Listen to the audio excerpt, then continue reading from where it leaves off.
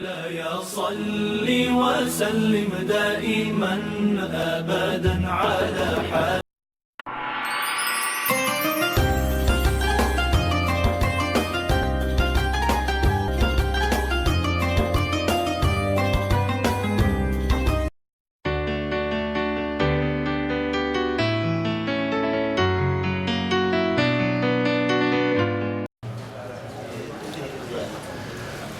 Hadratul muhtaramin wal mukarramin, para alim, para ulama, para habaib, para asatid wal asatidah,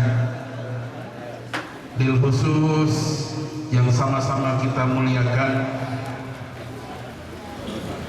guru kita bersama Habibun al-Mahbub al-Habib Abdurrahman bin Ahmad As-Segaf, insyaallah sebentar lagi akan hadir bersama kita. Juga yang sama kita hormati guru kita Ustaz Asep Anu Kasep yang tadi sudah memimpin pembacaan Maulid Simtudullah. Segenap pengurus Masjid Baitul Muslimin, bil khusus akhina fillah Karam Ustaz Saiful beserta seluruh jajaran pengurus Masjid Baitul Muslimin, kita ikuti dan dengarkan sambutan. Untuk sambutan yang pertama akan disampaikan oleh PKM Masjid Baitul Muslimin pada beliau akhina Ustaz Saiful. Kami silakan. Yang hormat Al-Mukarram Habib Abdurrahman bin Ahmad As-Segaf, Al-Mukarram Habib Agil bin Ahmad As-Segaf, Al-Mukarram Habib Ali bin Ahmad As-Segaf, Bapak Haji Jailana Bapak Penasihat Majelis Ta'lim Sagri Subuh, Bapak Ketua Majelis Ta'lim Sagri Subuh, Bapak Dr. Al-Qadir Suwana, mari kita sama-sama doakan mudah-mudahan segera sembuh kembali. Bapak Haji Suparman, Bapak Haji Agus Purnomo, Ustaz Sumardi, Haji Boyin Ibrahim, Ustaz Agus Sukardi, teman saya juga di Alham, sekretaris di Samarinda. Para jemaah sekalian, sekali lagi kami ucapkan terima kasih atas kehadiran Bapak-bapak sekalian. Mudah-mudahan Majelis Ta'lim Sembari Subuh makin tambah maju, tambah banyak juga majelis, tambah banyak pesertanya, tambah banyak jemaahnya, dan mudah-mudahan pimpinan-pimpinannya, para ulama, para asatidz, para habaib selalu diberikan kesehatan oleh Allah Subhanahu wa taala. Para ketua DKM juga terima kasih, dan juga semua mudah-mudahan selalu diberikan kesehatan oleh Allah Subhanahu wa taala. Sekali lagi kami mohon maaf jika dalam penerimaan dan perjamuan kami kurang berkenan. Barangkali cukup sekian, terima kasih. Terakhir, saya ucapkan terima kasih kepada Majelis Ta'lim Sembari Subuh yang sudah memberikan kepercayaan kepada Masjid Baitul Muslimin sebagai tempat kegiatan Majelis Ta'lim pada pagi hari ini. Demikian, ada wassalamualaikum ajmain, bila taufiq wal hidayah. Assalamualaikum warahmatullahi wabarakatuh. Ahlan wa sahlan, alhamdulillah. Guru kita Al-Habib Al-Mahbub Al-Habib Abdurrahman bin Ahmad As-Segaf LC-MA sudah hadir di tengah-tengah kita bersama. Ya, kami hormati guru kita Al-Habib Agil bin Ahmad As-Segaf, Al-Habib Ali bin Ahmad As-Segaf, para penasehat Majelis Ta'lim Sembari Subuh,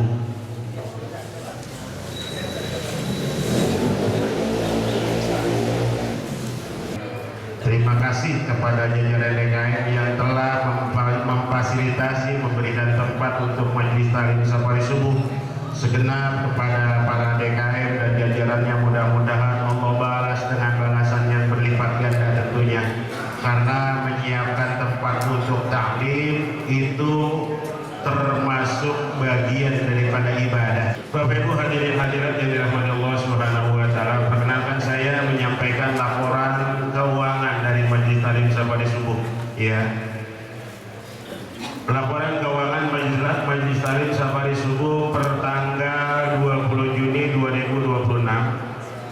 Saldo kas sampai dengan tanggal 13 Juni 2026 sebesar Rp3.681.625. Pemasukan donasi rutin mingguan dari Bapak Dr. Andes Haji Sofyan Abdurrahman sebesar Rp3.700.000. Donasi mingguan dari Bapak Haji Jayalalana SH sebesar Rp500.000. Kotak amal di Masjid Jami Al-Hakim Lubang Buaya putaran Sabtu kemarin sebesar Rp839.000. Total pemasukan minggu ini sebesar Rp5.039.000. Jadi totalnya Rp18.720.625. Sementara pengeluaran biaya operasional petugas majelis di Masjid Jami Al-Hakim Lubang Buaya sebesar Rp2.700.000. Bantuan konsumsi untuk DKM Masjid Jami Al-Hakim sebesar Rp2 juta. Biaya cetak foto bersama 1 buah sebesar Rp75.000. Pengeluarannya Rp4.775.000.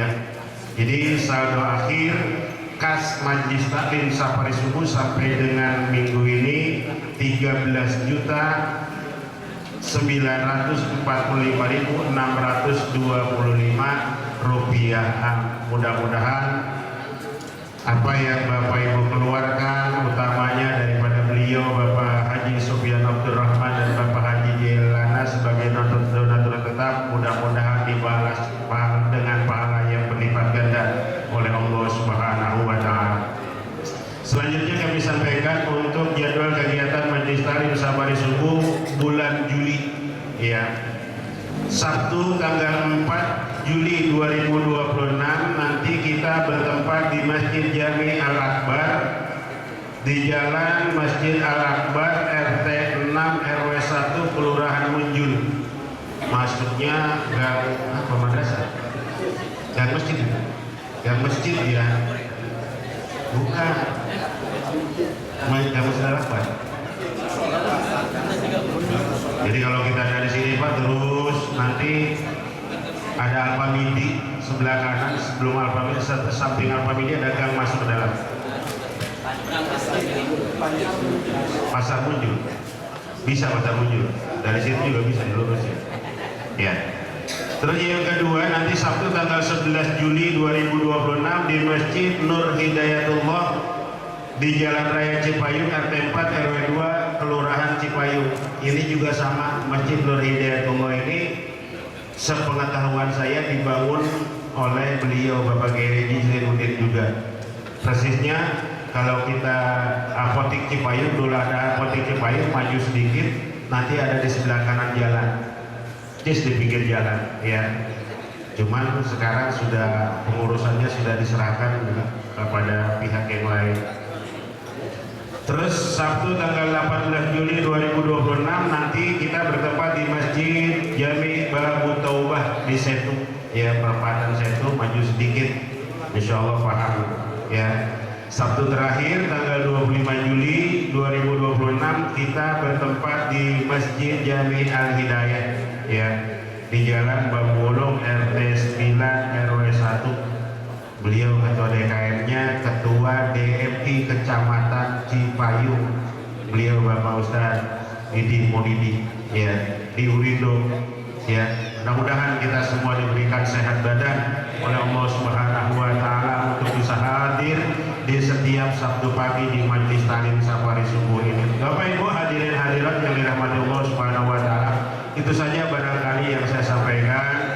Kurang lebihnya mohon maaf. Billahi taufiq wal hidayah. Assalamualaikum warahmatullahi wabarakatuh.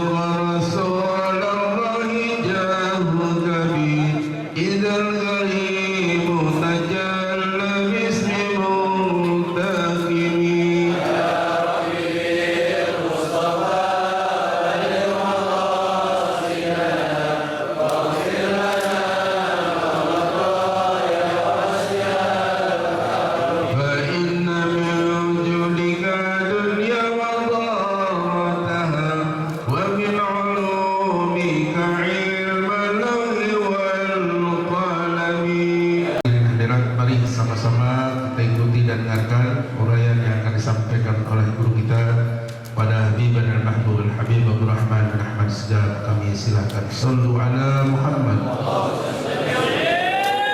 Assalamualaikum warahmatullahi wabarakatuh.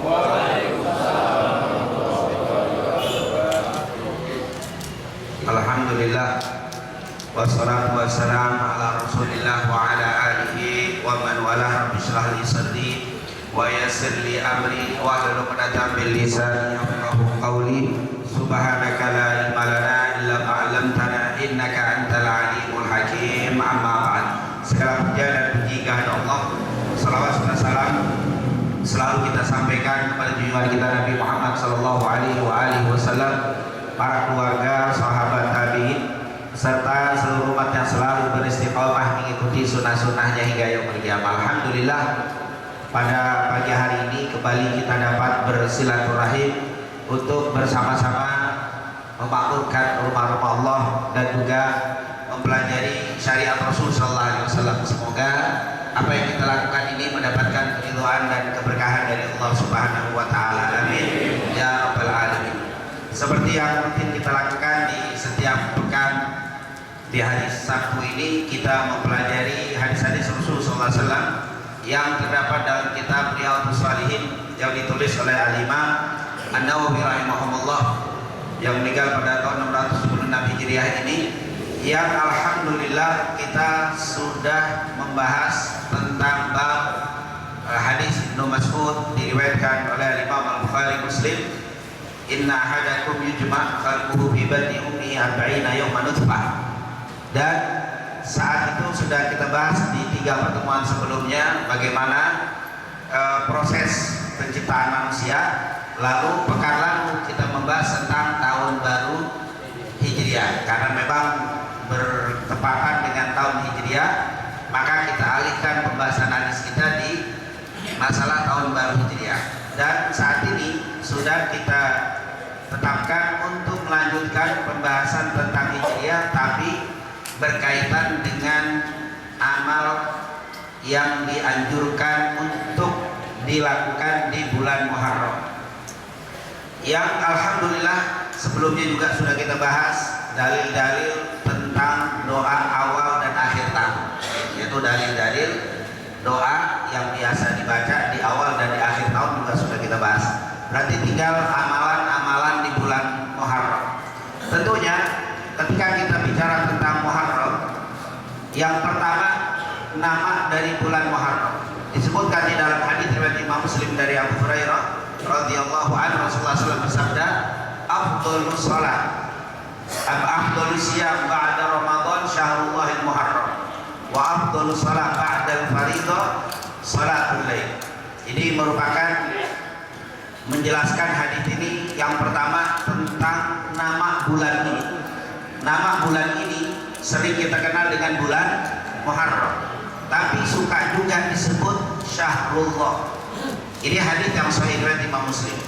Walaupun yang terkenal ada hadis yang menyebutkan Rajab Syahrullah, Sya'ban Syahri, Ramadan Syahrul Ummati. Itu sering juga kita sebut hadis itu. Rajab Syahrullah, katanya Rajab bulannya Allah, Sya'ban Syahri bulanku, Ramadan Syahrul Ummati. Tapi kalau dilihat dari segi hadis, hadisnya lemah. Yang mengatakan Rajab Syahrullah, Sya'ban Syahri, Ramadan Syahrul Ummati, walaupun ma'ruf, masyhur, terkenal, itu hadis terkenal, tapi hadis itu lemah. Yang lebih sahih ini hadis sahih Muslim. Apa? Afdhalus siyam ba'da Ramadan Syahrullah. Apa itu Syahrullah? Al-Muharram. Jadi yang lebih pas dinisbatkan dengan Syahrullah itu adalah bulan Muharram, bukan bulan Rajab. Memang Rajab bulan istimewa, termasuk bulan haram. Seperti dalam surat Taubah ayat 36, inna iddatash syuhuri indallahi 12 syahran fi kitabillah yauma khalaqas samawati wal ardh minha arba'atun hurum. Memang termasuk 4 haram. Dzulqa'dah, Dzulhijjah, Muharram dan Rajab, sama-sama bulan haram. Tapi penisbatan kepada nama Syahrullah yang lebih kuat hadisnya adalah bulan Muharram daripada bulan Rajab. Tapi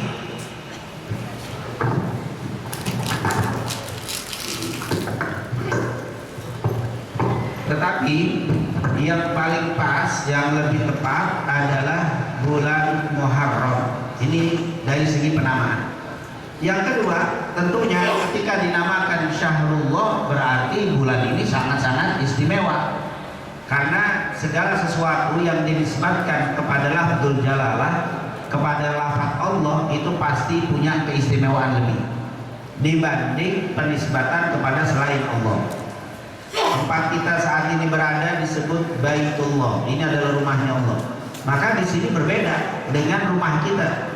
Walaupun temboknya boleh jadi sama, ubinnya boleh jadi sama, tapi karena ini nisbatnya kepada Allah maka berubah. Yang head tidak boleh masuk Baitullah, masuknya kanan dulu, sunnahnya keluar pakai kiri. Masuknya sunnah baca Allahumma ftahli abwaaba rahmati, dan berbagai macam amal yang nggak biasa dilakukan di rumah biasa. Kenapa? Itu bait fulan, bait fulan, bait fulanah. Tapi kalau ini Baitullah sudah berubah. Begitu juga kitabullah, kitabullah sudah Al-Quran, sudah beda. Nah ini bulan disebut Syahrullah, berarti ini bulan juga bulan sangat istimewa karena nisbat kepada Allah. Dan selain Syahrullah, bulan ini terkenal dengan nama Muharram, yaitu bulan yang diharamkan. Maksudnya apa bulan yang diharamkan? Bulan yang diharamkan melakukan kemaksiatan. Ustaz, bukankah di luar bulan Muharram juga haram? Iya, haram juga, tapi ini lebih haram lagi. Kata Abdullah ibn Abbas, mufassir, yaitu sahabat yang meninggal tahun 68 Hijriah di kota Taif ini, seorang yang disebut dengan turjumanul Quran, orang yang ahli dalam ilmu Al-Quran, tafsir Quran, namanya Abdullah bin Abbas bin Abdul Muttalib, sepupu Rasul sallallahu alaihi wasallam. Dia bilang apa? Siapa yang beramal soleh di bulan ini, Allah lipat gandakan pahala. Tapi siapa yang maksiat di bulan ini juga dilipat gandakan dosa. Hanya saja kata-kata berlipat ganda itu, apakah kalau dosa hari ini jadi 2 dosanya? Atau sama, amal soleh jadi 2 lipat pahalanya? Ada yang mengatakan iya seperti itu. Jadi yang melakukan dosa sekarang 2 dosanya di luar bulan haram. Tapi ada yang bilang kata berlipat tetap 1, cuma bentuk pukulannya beda.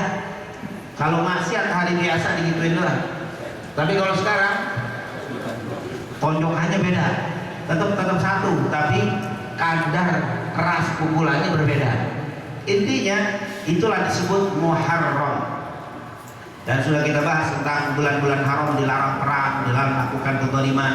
Maka dalam surat At-Taubah ayat 36, fala tadlimu fihinna anfusakum, jangan kalian melakukan kezaliman di bulan 4 itu. Ini menunjukkan penekanan yang sangat keras terhadap perbuatan maksiat. Maka namanya Muharram. Di antara 4 bulan haram, Dzulqa'dah, Dzulhijjah, Muharram dan Rajab, yang paling berat Muharram. Yang paling berat Muharram. Ini yang paling berat. Makanya saat ini kita berada di bulan Muharram, masih di pekan pertama. Baru hari kelima atau hari ke-6. Masih sangat jauh dan masih banyak kesempatan kita melakukan amal soleh. Insyaallah kita selalu diberikan taufik hidayah untuk bisa melakukan amal-amal soleh. Amin ya rabbal alamin. Kemudian tentunya yang perlu menjadi pembahasan kita adalah amal apa yang dianjurkan untuk dilakukan di bulan Muharram ini atau di bulan-bulan haram ini. Karena memang kata para ulama bahwa bulan-bulan istimewa sekalipun, itu tidak akan istimewa kalau tidak diiringi dengan amal. Tempat istimewa pun tidak akan istimewa kalau kita tidak beramal soleh. Bahkan tempat dan waktu yang istimewa menjadi amat buruk kalau kita isi dengan keburukan. Seperti yang saya katakan, saya alhamdulillah saat tinggal di dekat masjid, tapi saya nggak pernah ke masjid. Mau ngapain? Kemuliaan masjid tapi apa? Nggak pernah ke masjid. Saya saat alhamdulillah tinggal di Mekah, 50 tahun, tapi nggak pernah sholat di Mekah. Mau ngapain juga tinggal di Mekah nggak pernah sholat? Jangan-jangan dosanya lebih besar daripada di payung. Berubah kemuliaan itu ketika diisi dengan berbagai macam amal soleh. Waktu dan tempat itu berpengaruh. Ketika kita sholat fardu di rumah mulia, tapi ketika kita sholat fardu di masjid akan apa? Lebih mulia. Apalagi di masjidnya Masjid Nabawi, berubah lagi karena tempatnya berubah. As-sholatu fi masjidi hadza khairu min alfi shalah mimma siwa illal haram. Kata Rasul, sholat di masjidku 1000 kali lipat lebih baik daripada sholat di masjid yang lainnya kecuali al-haram Mekah. Nah, semua ternyata ada amal-amal itu yang berubah di waktu dan tempat yang berbeda, dan kita alhamdulillah berada di waktu yang istimewa. Kalau kita isi dengan amal yang istimewa, berarti berlipat ganda pahala. Tentunya amalan yang dianjurkan untuk dilakukan di bulan Muharram secara umum semua amal soleh. Apapun amal soleh tingkatkan di bulan-bulan haram, terutama di bulan Muharram. Apa saja? Ngajinya, baca Qur'annya, zikirnya, semua amal soleh tingkatkan. Karena memang semua amal soleh, kata Ibnu Abbas, akan dilipat gandakan oleh Allah Subhanahu wa taala. Tetapi ada amalan-amalan yang secara khusus untuk ditingkatkan di bulan Muharram ini. Secara khusus, apa saja? Disebutkan oleh para ulama. Yang pertama puasa, yang kedua qiyamul lail, yang ketiga istighfar. Ini adalah 4 amalan, selebihnya tetap dianjurkan. Tapi ini hanya ada disebutkan oleh para ulama karena ada hadis atau ada athar. Athar ini perkataan yang disebutkan kepada bisa selain Nabi, yaitu seperti Abu Bakar, Umar, tabi'in, dari akwal ulama as-salaf, dari ulama salaf, ini namanya athar. Ada juga yang menamakan athar dengan hadis sama, tapi yang lebih banyak hadis. Manusia ila Nabi sallallahu alaihi wasallam min qaulin aw fi'lin aw taqririn aw sifatin qalbiyah aw khuluqiyah. Hadis itu yang dinisbatkan kepada Nabi, semua perkataan, perbuatan, akhlak, perilaku kepada Nabi. Selain Nabi disebut athar. Ada yang bilang athar yaitu yang dinisbatkan selain kepada Nabi Muhammad SAW. Intinya karena ada dalil-dalil baik dari hadis dan athar, maka 4 ini yang ditekankan oleh para ulama. Walaupun sekali lagi tidak hanya dibatasi di 4, tapi di amalan lain juga tetap dianjurkan. Yang pertama puasa.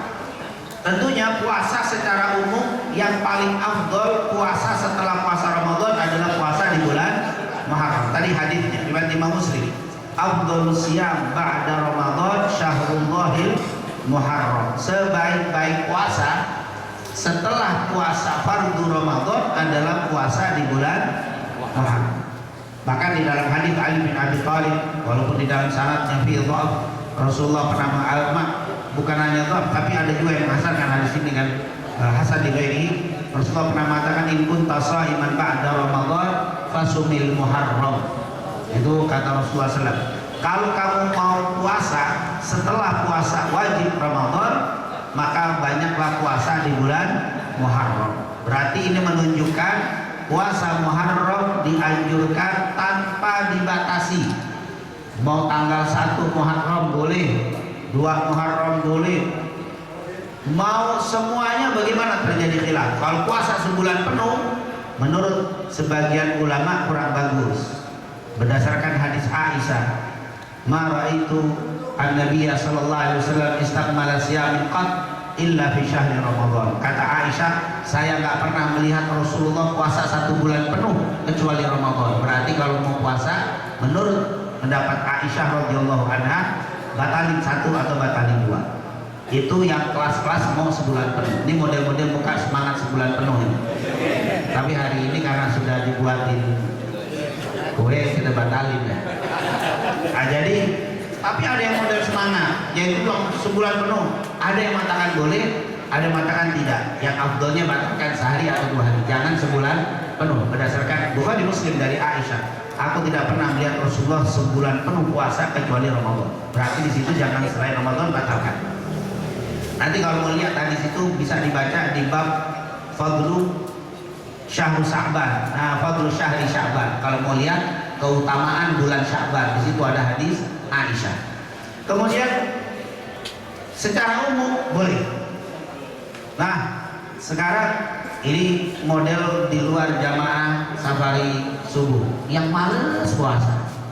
Ini yang model jamaah safari di luar safari subuh. Kalau ini kan semangat sebulan penuh. Yang ini yang di luar, yang model males puasa. Maka ini yang paling bagus ambil 3 hari. 3 hari bukan di awal, tapi 9, 10, 11. Ustaz, 3 hari kebanyakan, lemes 3. Ini model cerita orang lemes. Ambil 9, 10. Ustaz, oh 9 saya ada janji makan. Oh, kalau ada janji makan kan susah ditolak, makan soalnya. Kalau janjian ngobrol-ngobrol doang males nih. Janjian ngopi, ya mau di kapan? Kemis. Baik, Kemis tinggalin 1, jangan ditinggal. Tanggal 10. Itu 10 khusus tuh. Kalau 10 jangan ditinggal ya. Janji berubah deh 10. Ini tanggal 10 khusus. Jadi secara umum silakan. Makanya kemarin ada yang puasa tanggal 1 pakai nanya dalil. Ustaz, ada nggak dalilnya puasa tanggal 1 Muharram? Dalil ini Afdhalus Siyam ba'da Ramadan Syahrullahil Muharram, atau hadis Ali bin Abi Thalib, in kunta sha'iman ba'da Ramadan fasumil Muharram. Silakan mau tanggal 1, tanggal 2, tanggal 3, nggak perlu dicana dalil, karena ada juga ustaz yang bilang bid'ah puasa tanggal 1 apa? Muharram. Kenapa? Karena Nabi nggak pernah puasa di awal tahun. Antum niatnya jangan puasa awal tahun, puasanya bulan Muharram. Kalau puasa awal tahun, tahunnya aja belum ada zaman Nabi, bagaimana niat puasa awal tahun? Jadi niatkan puasa bulan, kalau bulan Muharram disuruh sama Nabi Muhammad SAW. Afdhalus Siyam ba'da Ramadan Syahrullahil Muharram. Antum jangan kayak anak kecil. Enggak, saya pengen Nabi ngomong siapa yang puasa tanggal 1, tanggal 2, tanggal 3. Kecapean Nabi ngomong begitu satu-satu. Emang kita ngomongnya susah. Kalau Rasul Pak ngomongnya apa? Jami' manik. Kalau kata Imam Bukhari dari Anas bin Malik, katanya apa? Ma'al dikatakan bu'ithtu bijawami'il kalim. Itu hadis Anas bin Malik, Bukhari Muslim. Rasulullah pernah bersabda, bu'ithtu bijawami'il kalim. Saya diutus dengan jawami'il kalim. Jawami'il kalim apa? Jawami'il kalim ini kalau bicara singkat, padat, memenuhi semuanya, tertutup, nggak ada ruang yang kurang. Jadi ngomongnya singkat, padat, full. Jadi ngomong singkat udah mencakup semua permasalahan. Itu orang pinter, orang cerdas, itu namanya fatonah. Nah, kalau kita yang bukan fatonah ngomongnya panjang, kesimpulannya kagak ada. Maksudnya apa nih ngomong panjang-panjang begitu? Muter-muter, nggak tahu maksudnya apa. Udah deh, pokoknya begitu kesimpulannya. Kalau Nabi Afdhalus Siyam ba'da Ramadan Syahrullahil Muharram. Sebaik-baik puasa setelah puasa fardu, yaitu Ramadan, puasa di bulan Muharram. Silakan mau puasa tanggal berapa saja, ini dalilnya. Tapi penyebutan pahala secara khusus tidak ada. Mungkin itu yang dibilang puasa 1 Muharram gak ada dalil, maksudnya gak ada dalil yang nyebutin pahalanya begini, pahala nggak ada. Jarang kok hadis. Rasul sekali-sekali menyebutkan kelebihan, selebihnya secara umum. Jadi memang tidak ada hadisnya yang mengatakan siapa yang puasa 1 Muharram dapat pahala segini, puasa 2 Muharram dapat segini. Sama kayak Ramadan, siapa yang puasa di bulan, siapa yang sholat tarawih di malam pertama dapat begini. Itu hadis dhaif. Itu ada di kitab Durratun Nasihin. Durratun Nasihin itu kebanyakan dhaif jidan, lemah banget itu. Kan suka tuh dipajang di masjid. Hari pertama siapa yang sholat tarawih hari pertama mendapatkan pahala 70 tahun. Siapa yang mendapatkan sampai 29 malam. Masa Nabi ngomong begitu? Kepanjangan. Nabi mau ngomongnya apa? Singkat, padat. Apa hadis tarawih? Man qoma, Bukhari Muslim dari Abu Hurairah, man qoma Ramadhana imanan wa ihtisaban ghufira lahu ma taqaddama min dhanbih. Siapa yang menghidupkan malam Ramadan dengan keimanan dan hanya mengharap pahala dari Allah, diampuni semua dosanya, beres, nggak perlu satu amal 29 hari atau Nabi ngomong. Nah ini kadang-kadang kita pengen perincian, Nabi nggak demen, Nabi langsung. Makanya suka apa? Kalau baca doanya Nabi, Rabbana doa subuh, Allahumma inni as'aluka ilman nafi'an wa rizqan thayyiban wa amalan. Singkat Nabi. Kalau kita kan, ya Allah berikanlah aku ilmu yang bisa membawa keselamatan, ilmu sebut panjang ikut detail, itu biasanya kita begitu demen detail. Ya Allah berikanlah aku rezeki biar bisa beli mobil, nanti bisa. Kalau minta rezeki yang wasi, yang luas udah selesai. Tapi kalau kita kan pengennya apa? Ya Allah berikanlah saya beri rezeki untuk bisa umroh, berikan rezeki bisa haji, berikan rezeki bisa apa? Beli rumah, rezeki. Kalau Nabi Allah misalnya ilman nafi'an wa rizqan langsung. Nah, makanya kalau gaya-gaya omongan Nabi itu singkat, padat. Makanya Bapak kalau melihat hadis merinci kebanyakan dari.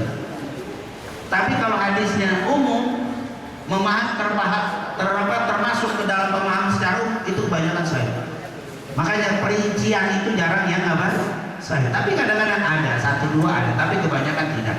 Makanya nanti di dalam ilmu hadis, cara mengoreksi atau meneliti hadis sahih tidak sahih, yang pertama dari segi sanad. Sanad itu rentetan rawi-rawi. Setelah itu baru dari segi matan, dari segi isi. Salah satu ciri isi yang lemah, kepanjangan. Hadisnya panjang kecuali hadis cerita. Kalau hadis cerita panjang kebanyakan sahih. Tapi kalau kalimat Nabi panjangan pendek. Yang kedua, terlalu merinci. Siapa yang begini, nah, itu rata-rata hadis sahih. Jadi bisa ketahuan dari apa? Cara memeriksa hadis dari segi matan, namanya dari segi sanad, dari segi matan. Dan ini jadi jangan suka nyari mana dalilnya puasa 1 Muharram, dalil puasa awal tahun, itu pertanyaan yang apa? Yang bikin orang awam bingung. Iya ya, kalau begitu besok kamu puasa. Akhirnya nggak puasa Muharram. Padahal sudah Nabi bilang siapa mau puasa silakan. Ini bulan Muharram. Nah, secara khusus ini apa? Ibnu Abbas, riwayat Imam Bukhari, "Ma ra'aitun nabiyya yataharra siyama yaumin." Aku tidak pernah melihat Nabi Muhammad menjaga puasa 1 hari, faddalahu ala ghairi, yang dia lebihkan dari yang lainnya, illa hadzal yaum Asyura, kecuali hari ini hari Asyura. Tuh, kalau 1 hari Nabi, aku kata Ibnu Abbas, tidak pernah melihat Nabi Muhammad melebihi penjagaannya, melebihi penjagaan beliau terhadap puasa hari Asyura tanggal 10. Nabi menjaga banget sampai seumur hidupnya nggak pernah meninggalkan puasa Asyura. Alhamdulillah Asyura jatuhnya kalau yang 16 Juni kemarin tahun barunya berarti tanggal 25. Kalau yang 17 berarti 26. Kan di hari kiamat kalau yang benar tanggal 26 gimana? Gak usah pikirin. Antum gak usah pikirin ya. Pokoknya wa qul i'malu fasayarallahu a'malakum wa rasuluh. Berbuatlah, Allah akan melihat perbuatanmu. Jadi gak usah mikirin hasilnya. Yang penting apa? Ramal. Ntar akhirat kan saya nggak tahu yang benar 25 atau 20. Antum mikirin gitu lah, kagak kerja ya. Kagak puasa. Jangan mikirin. Pokoknya apa? Kalau saya mau hati-hati di 25, 26, alhamdulillah kena dua-duanya. Nah, kalau tapi kan kita begitu, mau kerjaan paling pendek, pahalanya paling gede, itu yang masalah itu. Nah, ini ternyata Rasul bilang ke Ibnu Abbas, saya nggak pernah melihat Nabi menjaga puasa 1 hari melebihi penjagaan beliau daripada hari Asyura. Makanya saya bilang tadi, jangan dibatalin gara-gara apa? Udah ada janji ngopi doang, ngopi paling berapa? 30.000 batal Asyura saya.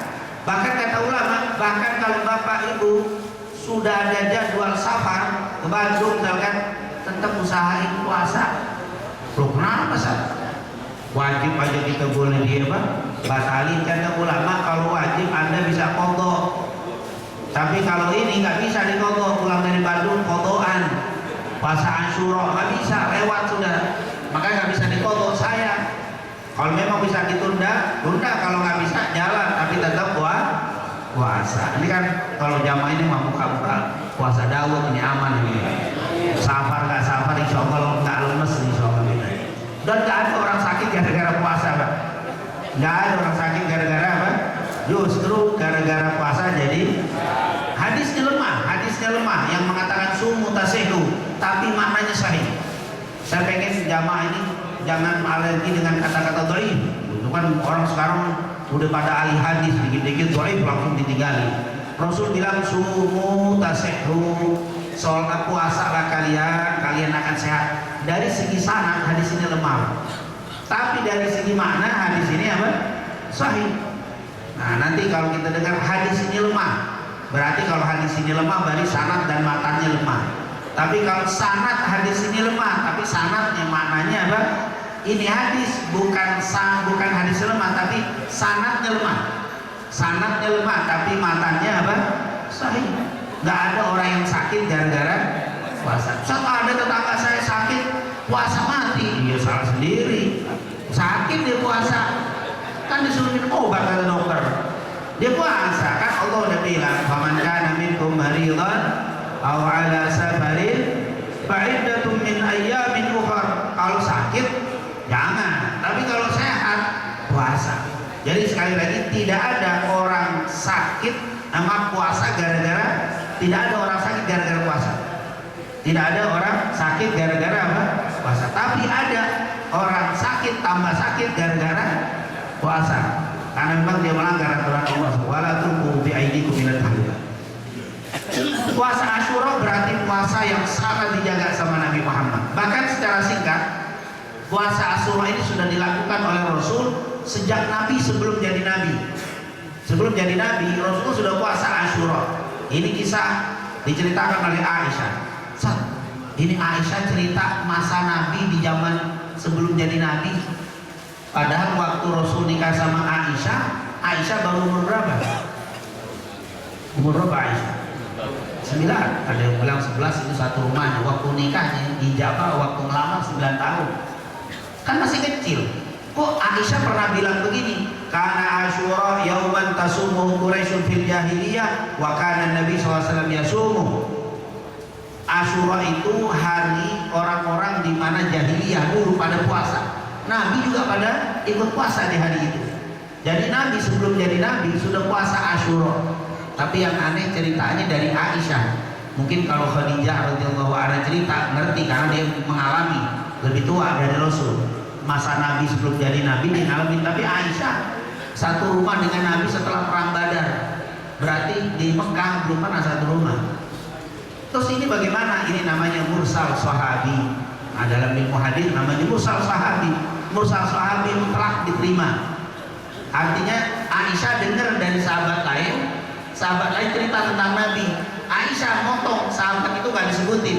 Nabi dulu begini. Padahal kalau kita teliti, kata Aisyah, aku mendengar dari ayahku Abu Bakar As-Siddiq. Abu Bakar cerita Rasulullah puasa hari Asyura di zaman jahiliyah. Aisyah waktu cerita nggak disebutin Abu Bakar. Nabi dulu cerita puasa setiap Asyura, itu namanya mursal. Dipotong itu apa? Mudalli kalau dalam ilmu namanya tadlis. Tapi tadlisnya sahabat itu mutlak diterima. Kenapa? Karena sahabat nggak ada yang tukang. Sahabat nggak pernah bohong. Kalau antum perlu diteliti. Nah, ini ada anak lahir tahun 2000 ngomong, zaman Jepang. Kapan ketemunya tuh? Kata kakek saya. Itu mesti dicerita. Kalau Aisyah nggak perlu, sudah ngomong langsung kena. Itu namanya apa? Dipotong. Orang yang dengar dari dia tidak ada masalah untuk sahabat. Jadi sahabat sudah menjadi etikot ahli sunnah. Kullu sahabati Rasulillahi udulun. Semua sahabat Rasul itu udul. Arti udul apa? Tidak boleh diragukan kejujurannya, tidak boleh diperiksa perkataannya yang bernisbatkan kepada Nabi.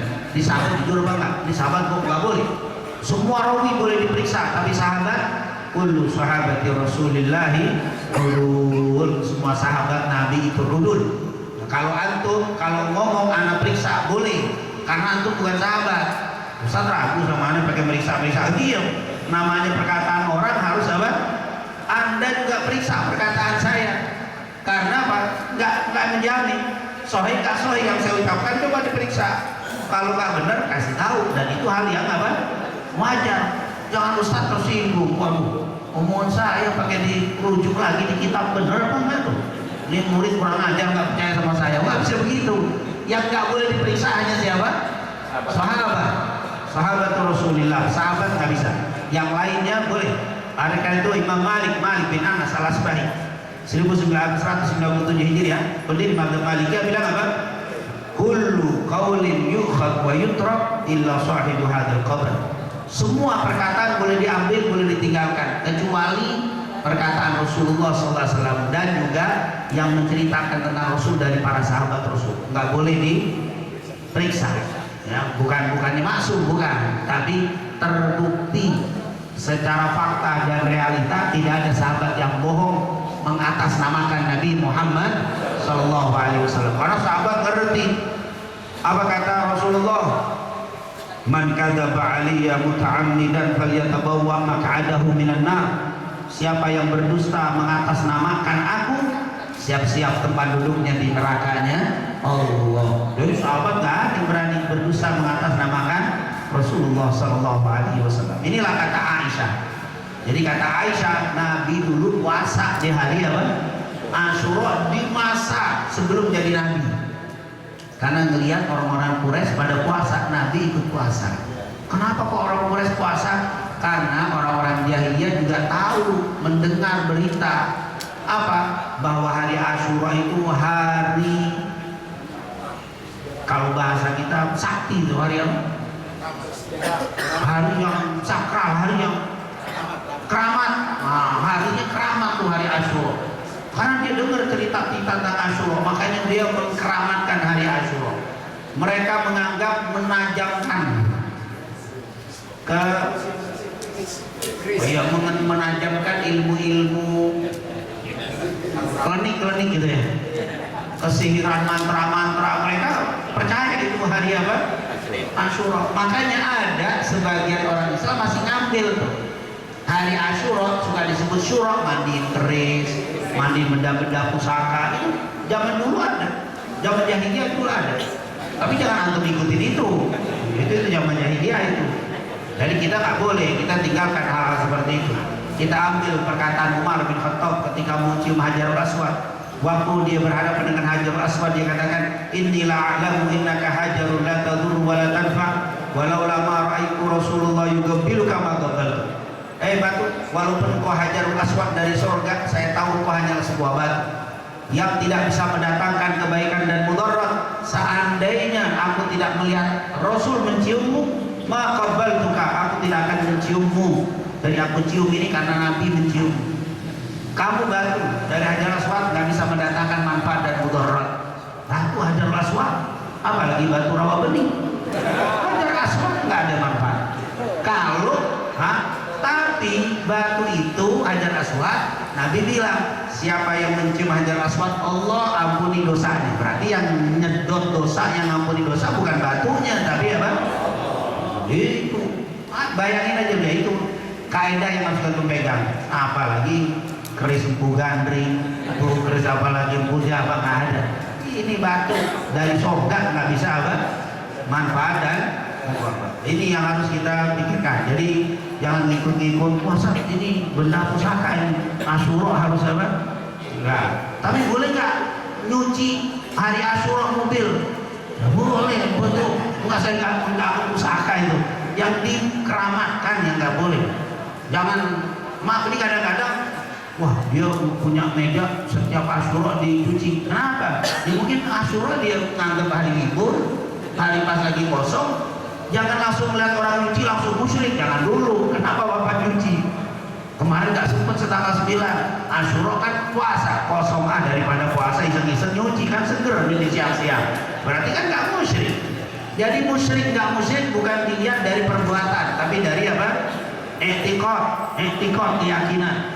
Ini yang harus diperhatikan. Jadi jangan gampang memusyrikkan orang karena perbuatan.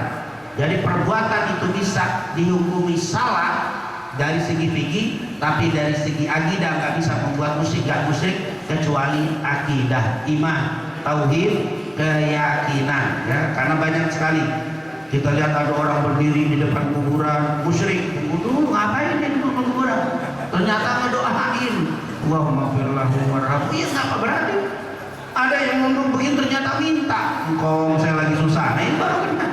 Itu kan nggak jadi, minta saja nggak boleh dimusyrikin Pak. Saya mau ujian, tolong dong biar bisa jawab soal. Enggak, tolong mengkongnya mati. Tanya, kenapa kau minta mengkong? Ya, engkau dulu pinter dia, makanya mungkin dengan begitu salah Pak Anda. Orang udah meninggal mana bisa apa? Ini namanya bodoh. Tapi nggak bisa dimusyrikin.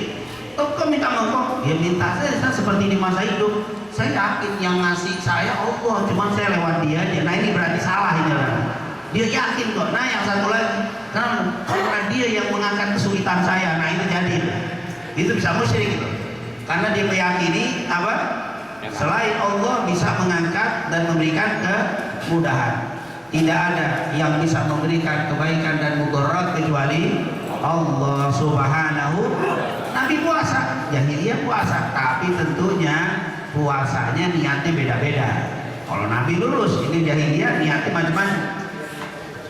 Adapun tata cara tentunya seperti biasa puasa, jahiliyah tentunya beda. Tapi tetap kata puasa sama. Jadi tidak setiap katanya sama, perbuatan dan niatnya apa? Sama. Itu pasti beda. Hindu juga ada puasa, Buddha juga ada puasa. Hatta orang-orang Yahudi, Nasrani dulu juga ada. Ya ayyuhalladzina amanu kutiba alaikumusiyam. Apa kata Allah?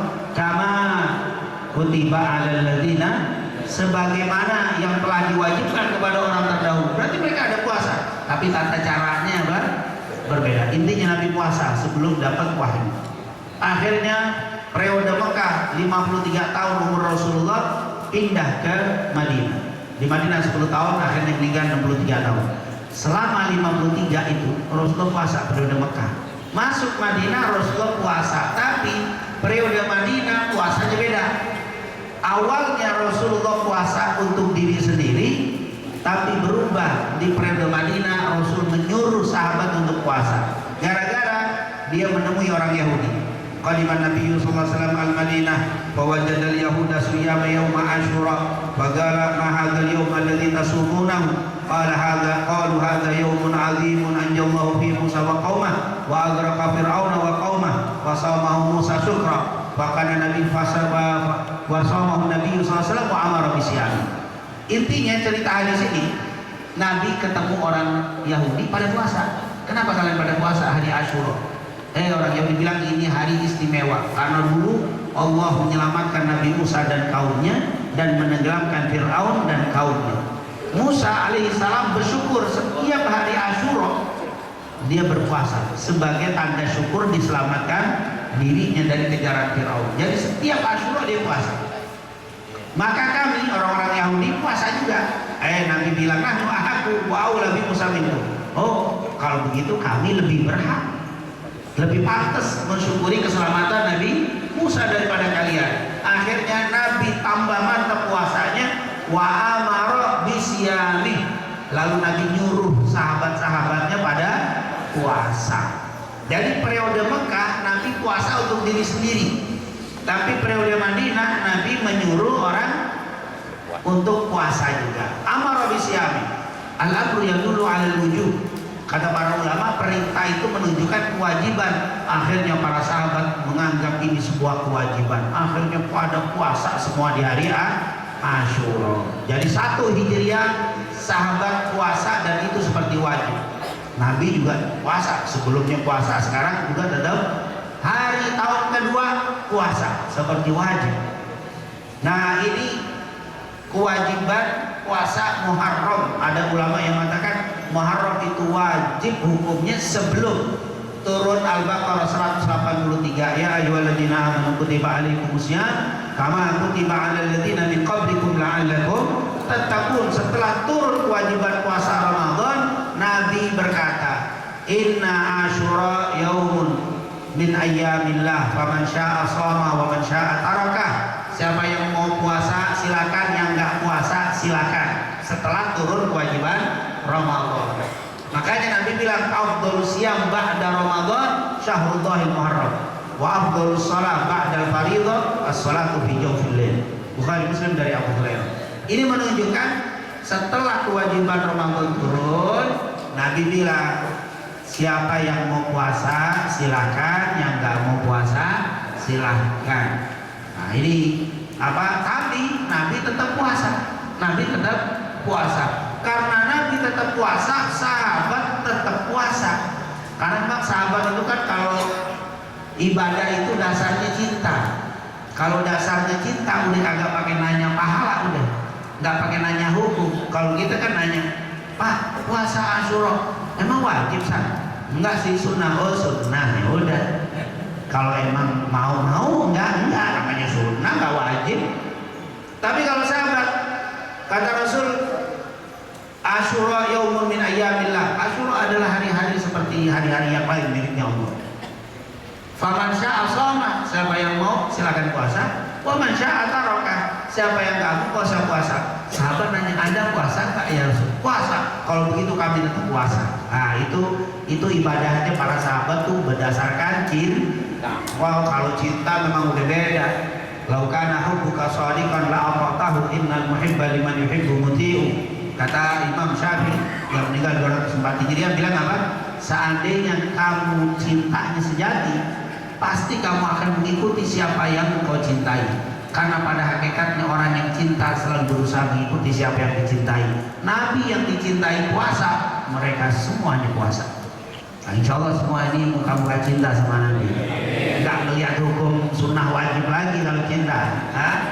Sahabat, cintanya Nabi, kata Abu Sufyan, ma ra'aitu ahadan yuhibbu ahadan kahubbi ashabi Muhammadin Muhammadan. Aku tidak pernah melihat seseorang yang mencintai seseorang melebihi kecintaan para sahabat kepada Nabi Muhammad SAW.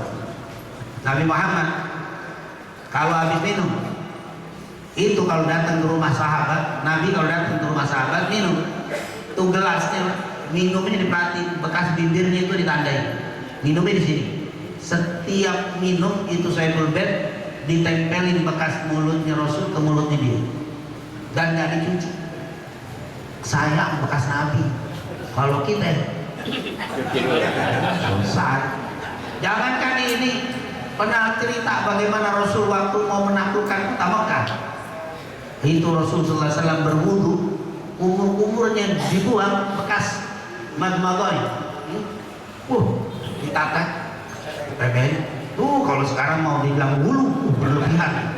Musyrik. Kalau itu cinta antum dibanding cintanya para sahabat ke Nabi gak ada sejukum.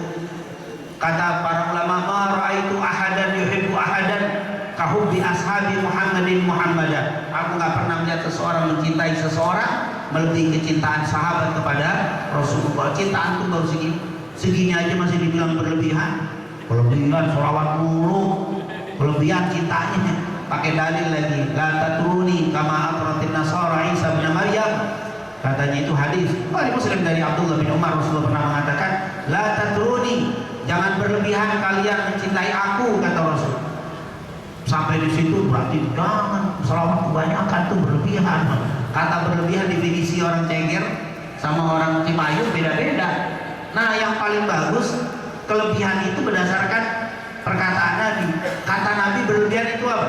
La tatruni kama atratin nasara Isa bin Maryam, innama ana abduh wa rasuluh. Jangan kalian berlebihan mencintai aku seperti berlebihannya orang yang Ar-Nasrani terhadap Isa bin Maryam. Aku tidak lain dan tidak bukan hanya seorang nabi dan seorang rasul. Cintanya Nasrani kepada Nabi Isa menuhankan, berarti kata menuhankan itulah yang berlebihan. Selama itu tidak menuhankan, nggak ada kata berlebihan. Nabi meludah, ambil ludahnya, peperin, nggak berlebihan, nggak ada. Nabi pernah bekam tahu hijamah itu darah kotor. Habis bekamnya pernah diminum oleh Abdullah bin Zubair bin Awam, minum darahnya Rasul SAW, ada darah bekam. Nabi nggak bilang musyrik dulu, ekstrim, nggak ada yang begitu. Tapi antum baru selawatan jangan takut dibilang berlebihan. ahli sunnah nggak ada yang menuhankan Nabi Muhammad. Kita hanya mencintai Rasulullah sebagai abduh wa rasuluh, sebagai hamba Allah dan sebagai Rasul Allah. Akhirnya mereka puasa. Dan intinya biasa ini sudah kelewatan lagi. Memang materi banyak, ya waktu sangat terbatas. Jadi mohon maaf, kadang materi memang setengah berhenti begitu terus ya. Kalau keterusin mungkin seperti yang biasa, kalau bisa memang jam 6 start gitu ya, kita seperti awal itu jam 6 start, jadi jam 7 selesai, bisa saya 1 jam. Tapi kalau setengah jam ya risikonya setengah-setengah begini, nggak apa-apa ya. Katanya kalau setengah-setengah paling nggak enak, setengah-setengah nggak enak. Baru makan lagi enak berhenti. Maaf lah, buang aja setengah berhenti udah nggak enak kan. Tapi insya Allah ini tetap Allah berikan kelebihan, kesempurnaan kepada kita semuanya. Dan akhirnya Rasulullah berpuasa, ternyata menjelang akhir hayat ini kok Nabi bilang orang Yahudi pada puasa terus, orang Islam puasa, kok sama-sama puasa 1 hari. Akhirnya Nabi bilang sumu yauma asyura wa khaliful yahud sumu yauman qabla wa yauman ba'da. Kalau mau puasa terus bedain dah sama orang Yahudi, puasa sebelum atau setelahnya biar nggak sama dengan Yahudi. Maka yang paling bagus 9, 10 atau 10, 11. Tapi kalau nggak bisa juga boleh, saya pengen 2 hari, nggak bisa 3 hari nggak bisa, cuma 2 hari. 9-10 afdolnya apa 10-11? Afdolnya 9-10 daripada 10-11. Jadi besok hari Rabu dan Kamis itu lebih afdol daripada Kamis Jumat. Kenapa? Hadis Ibnu Abbas Sahih Muslim, la in istu ila qabilin la asumanna at-tasi'ah wa ma qabla dzalik. Kata Nabi, kalau saya hidup sampai tahun depan saya pengen puasa tanggal 9. Ternyata Rasulullah meninggal. Berarti kalau kita tanggal 9, 10 Rabu Kamis, berarti Bapak sudah puasa memenuhi cita-cita Nabi. Yang kedua, berusaha mengikuti Nabi Muhammad SAW. Ternyata Kamis juga Rabu juga nggak bisa, maka 1 hari jangan ditinggali puasa Asyura yukaffiru sana al-madiyah. Hadis Abu Qatadah Sahih Muslim. Pernah ditanya, ya Rasulullah, apa pahala puasa Asyura? Yukaffiru sana al-madiyah, menghapuskan dosa 1 tahun. Dosa 1 tahun dihapuskan. Allah, ini sih orang sini sih kayaknya nggak terlalu perlu kayaknya sedikit dosa. Ini yang banyak dosa pun nungguin. Sahabat kalau mau masuk Asyura nungguin hari Asyura. Kenapa? Karena dia merasa banyak dosa. Sekelas sahabat merasa banyak dosa. Kira-kira di sini nunggu apa enggak? Kalau pada nggak nunggu berarti kayaknya si aman. Alhamdulillah saya udah sholat subuh berjamaah. Tadi kuliah, maka kayaknya si dosa insya Allah ya dikit lah. Nah ini kalau yang, tapi kalau nggak punya dosa apakah Asyura berfungsi? Pahalanya bukan cuma menghapuskan. Kalau memang nggak punya dosa Asyura, maka menjadi tambahan amal yang luar biasa. Kalau kata Abdullah bin Amr bin As radhiyallahu anhu, man shoma yauma Asyura faka'annama shoma sanah. Siapa yang puasa Asyura seperti puasa 1 tahun. Bukan cuma dosa. Kalau antum nggak punya dosa, berarti seperti tiap hari puasa apa? Selama 1 tahun. Ramadan ini luar biasa. Muharram 1448 Hijriah, kalau besok Asyura kita puasa, kata Abdullah bin Amr bin As, seperti 1448 sepanjang tahun ini kita puasa terus. Subhanallah. Itu yang nggak punya dosa. Yang punya dosa setahun 1447 dihapus semua dosanya. Amin ya rabbal alamin. Ini yang tentunya diingatkan oleh Rasulullah SAW. Semoga apa yang kita pelajari mendapatkan keberkahan dan keridhaan dari Allah Subhanahu wa taala, dan semoga kita semuanya selalu mendapat taufik hidayah untuk bisa melaksanakan apa yang dicontohkan junjungan kita Nabi Muhammad sallallahu alaihi wasallam. Amin amin ya rabbal alamin. Lebih kurangnya saya mohon maaf. Assalamualaikum warahmatullahi wabarakatuh. Lebih hajat akhirat. Wabil khusus kita doain guru-guru kita ya, biar istiqomah, dimudahkan jalan dakwahnya, dimudahkan urusan. Kita baca suratul Fatihah ya. Mudah-mudahan dengan membaca suratul Fatihah segala hajat-hajat kita dikabul oleh Allah Subhanahu wa taala.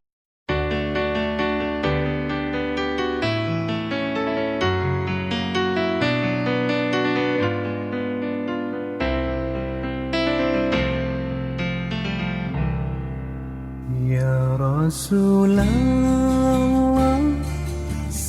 سلام عليك يا حبيب الله سلام عليك نظرة إلي يا رسول الله عطفا علي حبيب الله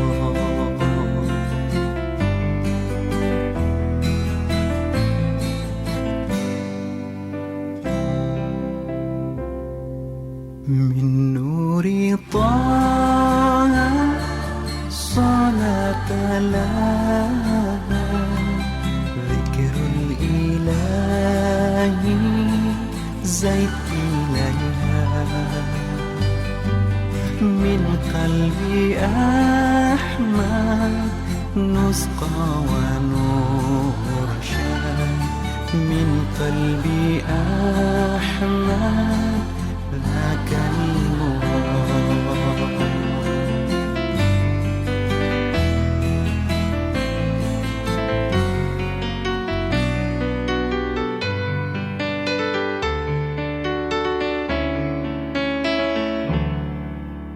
kekasih Allah juga semesta Salawat salam kita semua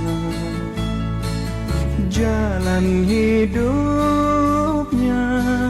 pancarkan cinta kasih dan damai ajarannya